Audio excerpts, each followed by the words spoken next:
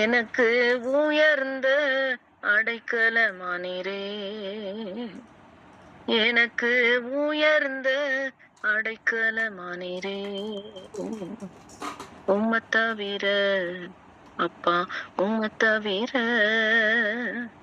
உம்மை தவிர எனக்கு வேறு யாரும் இல்ல. ஏசப்பா, என் ஏசப்பா, உம்மை அன்றி கதி எனக்கு யாரப்பா. என்னோடு பேசும் தெய்வம் நீர்தானப்பா. Thank you Jesus. இந்த நாளில கூட அன்பு மகள் கீதா அவர்கள் நம்ம அதுல கர்த்தருடைய வார்த்தையை கொண்டு வருவாங்க. தேவனால் எடுத்து பயன்படுத்தப்படுகிற அருமையான மகள். அநேக ஊழியங்களுக்கு உற்சாகப்படுத்தும்படியாக மாத்திரமல்ல, அந்த ஊழியங்களை படிப்படியா கொண்டு போகிற ஒரு ஞானத்தை ஆண்டவர் தந்து நடத்துற ஒரு அருமையான மகள். எந்த இடத்துல எல்லாம் ஒரு மந்தம், எந்த இடத்துல எல்லாம் ஆண்டுடைய காரியங்கள் தேங்கி கிடக்கோ, அந்த தேங்கி கடந்தே இல்லாம யாரும் சொல்லலனாலும் இது கர்த்தருடைய ஊழியம், இந்த ஊழியத்தை அடுத்த கட்டத்துக்குள்ள கொண்டு போகணும்னு ஒரு சபையை சார்ந்து இல்லாம, ஒரு ஊழியத்தை சார்ந்திராம என்னை போல ஊழியம் நடத்துகிற அநேக தெய்வ பிள்ளைகளுக்கு அருமையான மகள தெய்வன் மகிமையை அடுத்து நடத்திட்டு வராங்க. மகள் நம்மோடு கூட இணைந்திருக்கிறது. ஆண்டவருக்கு நான் ரொம்ப ரொம்ப ரொம்ப ரொம்ப நன்றி சொல்றேன். நல்லவர். மகள் கீதா அவர்கள் கர்த்தருடைய வார்த்தையை நம்ம மத்தியில இந்த நேரத்துல கொண்டு வருவாங்க. நன்றி. நன்றிம்மா. கர்த்தருடைய பரிசுத்த நாமத்துக்கு மகிமை உண்டாவதாக. இன்றைய நாளிலும் எல்ஷடாய் ஷாலோம் ஏஜி சபை வழியாக உங்கள் யாவரையும் சந்திப்பதில் மிக்க மகிழ்ச்சி அடைகின்றேன். இயேசு கிறிஸ்துவின் நாமத்தினாலும் அடியாளின் சார்பாகவும் மிக்க நன்றிகள். சிறிய ஜெபம் செய்துவிட்டு தொடங்கலாம்.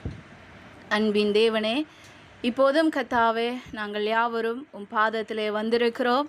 ஆண்டவரே, நீர் எங்களுக்கு எதை போஷிக்க வேண்டுமோ அதை நீர் தாருங்க ஆண்டவரே. வனாந்தரமான பாதையிலே ஜனங்களுக்கு தேவையான மன்னாவை நீர் பரத்திலிருந்து வானத்தை திறந்து கதவுகளை திறந்து என் கர்த்தர் கொடுப்பீரானால், இப்பொழுது உம்முடைய வார்த்தை எங்கள் பசியை ஆற்றும்படியான ஆண்டவரே மன்னாவாக எங்கள் மத்தியில் பரலோகம் திறந்து வரும்படியாய் ஜெபிக்கின்றேன். ஜீவனுள்ள நல்ல பிதாவே, ஆமேன் ஆமேன். இன்றைய நாளிலும் எடுத்துக்கொண்ட வேத வசனம் யாக்கோபு 5ஆம் அதிகாரம் 16வது வசனத்திலே இந்த கீழே இருக்கின்ற வரிகளை யாராவது ஒருவர் வாசியுங்கள். யாக்கோபு 5வது அதிகாரம் 16வது வசனம்.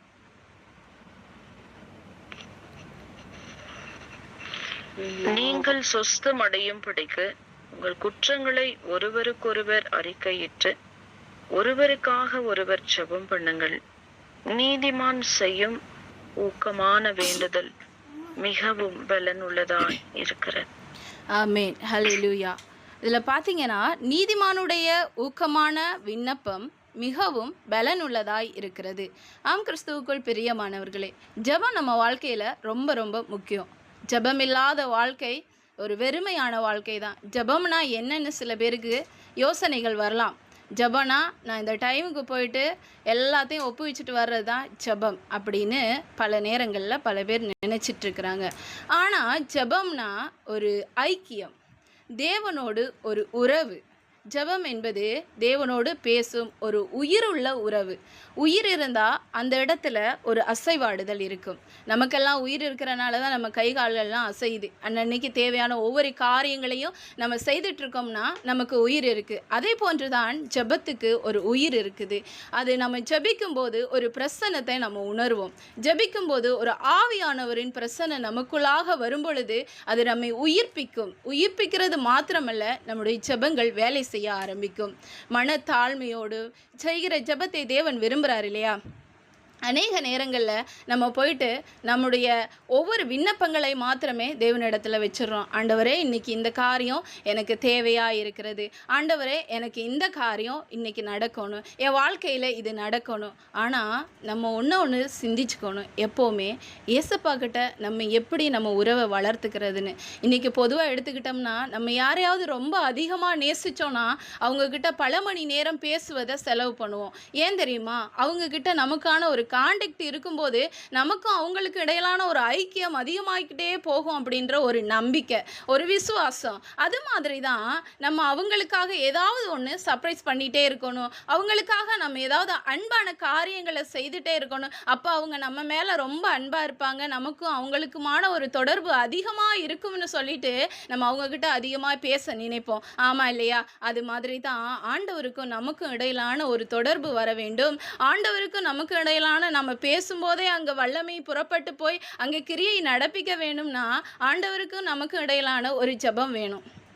அந்த ஜெபம் குறிப்பிட்ட நேரமாக இருக்கலாம், குறிப்பிட்ட நாட்களாக இருக்கலாம், குறிப்பிட்ட மணி நேரங்களாக இருக்கலாம், அல்லது ஒரு செகண்ட் கூட அவரை நம்ம நினைச்சு பார்த்து கூப்பிட்டோம்னா கண்டிப்பாக அவர் வருவார். நான் ஒரு சின்ன கதையை சொல்கிறேன். இந்த கதையில் என்னென்னா, மெயின் அது ஆண்டவருக்கும் அந்த நபருக்கும் இடையிலான ஒரு உறவு எப்படி இருந்ததுன்னு உங்களுக்கு நான் விளக்கமாக சொல்கிறதுக்கு இது ஒரு சாட்சியாக இருக்கும். ஒரு நபர் ஒரு ஆஃபீஸில் வேலை செஞ்சிட்டு இருந்தாங்க. அவங்க ரொம்ப ஆண்டவருக்குள்ள அதிகமான விசுவாசம் உடையவங்க. அவங்க அடிக்கடி என்ன பண்ணுவாங்கன்னா, ஆஃபீஸுக்கு போனாலும் அந்த குறிப்பிட்ட நேரத்தை ஆண்டவருக்கு ஒதுக்குறவங்களா இருந்தாங்க. ஒரு சின்ன அறையை வச்சுக்குவாங்க, அந்த அறையில் என்னாலும் போயிட்டு ஜெபிப்பாங்க. ஆனால் அவங்களுக்கு இருந்த வேண்டுகோளும் விண்ணப்பமும் என்னதான் இருந்ததுன்னா, நான் எப்படியாவது உங்களை பார்த்துறோணும் ஏசப்பா, நான் எப்படியாவது உங்களை பார்த்துறோணும் ஏசப்பா, இப்படியே டெய்லியும் ஜெபம் பண்ணிக்கிட்டு இருந்தாங்க. ஆனால் அவருக்கு தெரியாது, ஏசப்பா எப்போதும் நம்ம அருகில் தான் இருக்கிறாரு, ஏசப்பா எப்போதும் நம்ம கூட நிழலாக தான் இருக்கிறாரு அப்படின்றது அவர்கள் கண்களுக்கு தெரியவில்லை. ஆனால் டெய்லியும் போய் ஜெபிச்சாரு, டெய்லியும் ஜெபம் பண்ணிக்கிட்டே இருந்தார். ஒரு நாள் மனம் வெறுத்து, நான் இன்றைக்கி அந்த நேரத்துக்கு ஜெபிக்க போகிறதில்ல, அந்த நேரத்துக்கு நான் ஆண்டவரை பார்க்கணுன்னு நினைக்க போகிறதில்ல அப்படின்னு சொல்லிட்டு அந்த நேரத்தை விட்டு தூரம் ஆயிட்டாங்க. அந்த நேரத்தில் ஆண்டவரோடு அவங்க உறவை வைத்து கொள்ளலை. ஆனால் அந்த நேரத்துக்கு ஆண்டவர் அந்த இடத்துல போய் உட்கார்ந்துருந்தார். அவர் எதிர்பார்த்துட்டே இருந்தார், எப்பொழுதும் வருகின்ற என் மகன் இப்போது வரமாட்டானா அப்படி என்று அவர் எதிர்பார்த்துட்டே இருந்தார். அப்புறம் 2 நாளைக்கு அப்புறம் இந்த மனிதர் மறுபடியும் ஒரு உணர்வோடு, ஆண்டவரே நான் உங்களை பார்க்கலனாலும் பரவாயில்ல, நான் உங்ககிட்ட வந்து ஜெபிக்கிறேன், அந்த நேரத்தை உங்களுக்காக நான் கொடுக்குறேன் அப்படின்னு சொல்லிட்டு அந்த நேரத்தில் அவங்க மறுபடியும் 2 நாட்களுக்கு அப்புறம் போய் ஜெபிச்சாங்களாம். அப்போ ஆண்டவர் கேட்டாரா, ஏன் மகனை 2 நாட்களும் என்னை பார்க்க வர இல்லை அப்படின்னு. ஆண்டவரே, இத்தனை நாளும் உங்களை நான் பார்க்கணும்னு தான் வந்தேன், ஆனால் நான் பார்க்கணுன்னு வந்த நேரம் நீங்கள் இல்லையே ஏசப்பா, அதனால நான் வராமல் விட்டுட்டேன் அப்படின்னு சொன்னான். என்னைக்கு நீ என்னை பார்க்கணுன்னு கேட்டியோ அந்த நிமிஷமே நான் உன் பக்கத்தில் உன் நிழலாக உன் கூடவே தான் இருந்தேன், நீ செய்கிற ஒவ்வொரு காரியங்களிலும் நான் உன்னோடு இருந்தேன், அதை நீ மறந்துட்டியே மகனே என்று கேட்டாராம். அப்பொழுது எந்த பதிலும் சொல்ல முடியாதபடி மனம் நொந்து வேதனையோடு அந்த மனிதர் தலை குனிந்து நின்றார். ஆம் கிறிஸ்துவுக்குள் பிரியமானவர்களே, அநேக நேரங்களில் நம்முடைய ஜெபங்களுக்கு பதில் வராததினால் ஜெபத்தை விட்டு தூரம் போய் நம்முடைய வாழ்க்கையில் அநேக பிரச்சனைகளை சந்தித்து கொண்டிருக்கின்றோம். ஆனால் ஜெபிக்கிறதினால் ஏற்படுகின்ற வல்லமையும், ஜெபிப்பதினால் ஏற்படுகின்ற பிரசன்னமும், ஜெபிப்பதினால் நமக்கு ஏற்படுகின்ற ஊக்கமும் எந்த ஒரு காரியத்திலும் இருக்கவே இருக்காது.